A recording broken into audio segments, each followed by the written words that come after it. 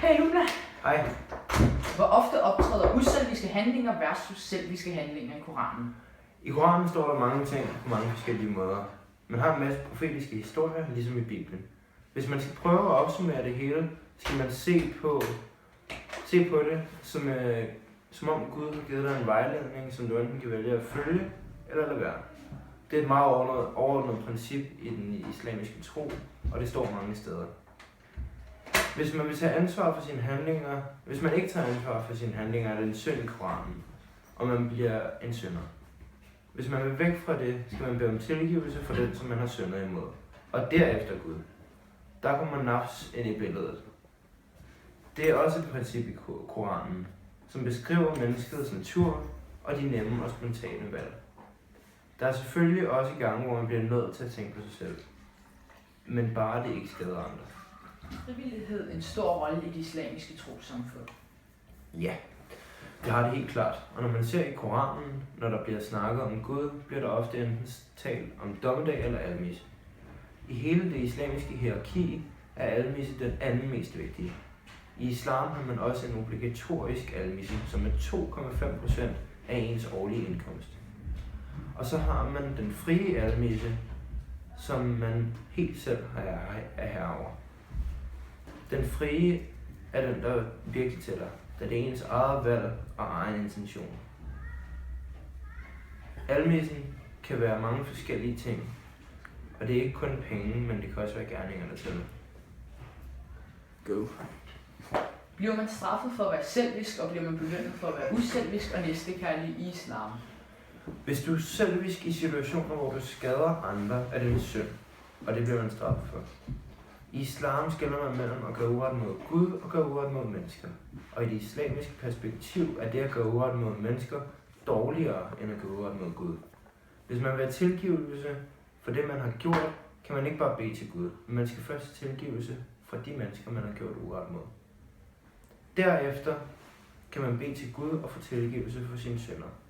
I islam ser man også på det at give til andre som en stor del af trossamfundet, da almissen er en af de 5 søjler i islam. Hej. Bliver man straffet for at være selvisk, og bliver man belønnet for at være uselvisk og næstekærlig i kristendom? I Jobs bogbillede er der en dialog om en mand, der mister alle sine ejendele, og så bagefter mister han sit helbred. Hans venner diskuterer i flere kapitler, hvorfor det er, at ulykken har ramt ham. Vennerne argumenterer kraftigt for, at Job må have gjort noget forkert, selvom Job selv siger, at han ikke har gjort noget forkert. Dialogen forklarer, at selvom man har været et perfekt menneske, så kan ulykken alligevel ramme en og omvendt. Den her fortælling er en urgammel historie om, der ikke findes noget, vi kalder den mekaniske Gud. Altså en Gud, som vi belønner efter fortjeneste eller arbejde. Han giver dig hverken gode mere end de onde. Vi har bare fået et barnligt billede af, hvis man gør noget godt, så får man også noget godt igen. Sådan er det ikke altid.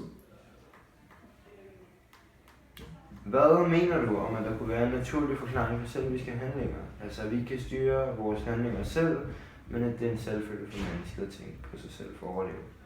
Jeg tror, at den naturlige forklaring er, at vi i bund og grund er dyr, som har fået en overudviklet hjerne. Så vi kan se nogle moralske og etiske niveauer. Viktor Frankl, der er en jødepsykiater, var så uheldig at havne i Auschwitz. Han overlevede i Auschwitz i 2,5 år, og efterfølgende skrev en bog omkring hans oplevelse. I den bog fortæller han, hvordan det var almindeligt accepteret, at alle fanger opførte sig som dyr. Altså den ondskab, man fik påført fra vagterne, førte man videre til sine medfangere.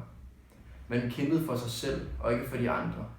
Man kæmpede for pladsen længst ind i den store seng, for at formindske risikoen for at få lungebetændelse. Og at man kunne finde på at give mad til andre, ville aldrig ske. Og der var en medfanger, der gik bort, kastede man sig hurtigt over livet for at få det bedste tøj til at holde varmen. Så mange fangere mistede deres menneskeligheder.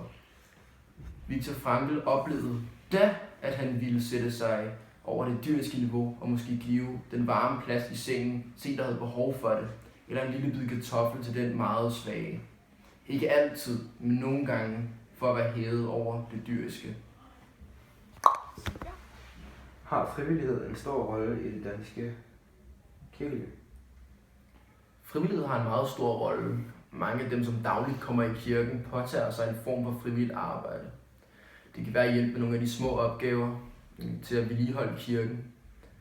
Vi har nogle damer, der sidder nede i kirken, som vi kalder kirkevagter. De er der for turisterne, fordi de altid har mange spørgsmål. Kirkevagterne kan svare på nogle af disse spørgsmål. Derudover har vi mange frivillige, som hjælper til, når der er arrangementer i kirken. Kør. Hej Rasmus. Hej, Cassius. Hvilken aldersgruppe tror du er mest involveret i frivilligt arbejde? Ja, altså, der er en stor gruppe af unge, og så også en større gruppe af ældre, for det er jo der, hvor nogen går på pension og får mere tid. Hvorimod alderen imellem, hvor du har mindre tid, skal arbejde og har små børn, der kan det være svært at have overskud til at lave frivilligt arbejde. Føler du, der er folk, som kun laver frivilligt arbejde for at få anerkendelse og bedre muligheder i fremtiden, i forhold til jobs, uddannelse osv.? Det tror jeg bestemt, at der er. Frivillighed bliver mange arbejdsgivere set som noget positivt for din karakter. Hvis du er et menneske, som har overskud og udover at passe din familie og arbejde, også kan arbejde for en god sag, så demonstrerer du som menneske, at du har et stort overskud og er rummelig og socialt engageret. 4. Hvordan påvirker religion jeres organisation? I vores organisation går vi ikke meget op i religion. Vi tager dem igen. Yes. Okay. Hvordan påvirker religion jeres organisation? I vores organisation går vi rigtig meget op i, at religion ikke skal spille en rolle. Det betyder ikke, at man ikke må være religiøs, men at alle religioner er velkomne. Det er dog meget forskelligt fra organisation til organisation. Der er mange religiøse organisationer, hvor de har en særlig målgruppe. Det er dog meget forskelligt fra organisation til organisation. Synes du, at frivillighed er vigtigt i den moderne verden, og hvorfor? Jeg synes, at frivillighed er rigtig vigtigt, fordi det signalerer et medansvar for den verden, vi lever i. Jeg synes, at det er vigtigt, at vi er fælles om at skabe en god verden. Det kan være alt fra at være træner i fodboldklubben til at hjælpe flygtninge, som er i krise. Jeg tror, at det er rigtig vigtigt på grund af sammenhængskraften i samfundet bliver styrket af, at folk engagerer sig frivilligt.